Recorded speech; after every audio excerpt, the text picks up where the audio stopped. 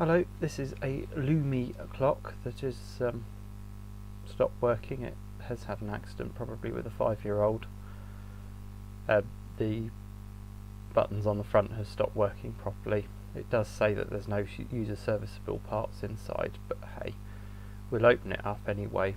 And it was obvious that the buttons had previously been heat staked in so that they didn't move.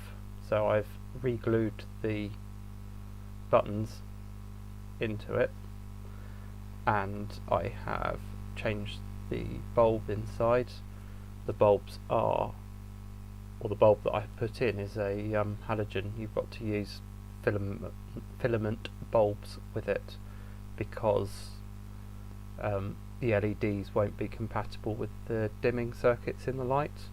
The whole idea behind this is an alarm clock whereby it wakes you up by slowly increasing the light level out till it gets to full intensity at the time that you've set it to go off, and at that point it can either beep at you or switch the radio on, just to make sure you are actually aware of it.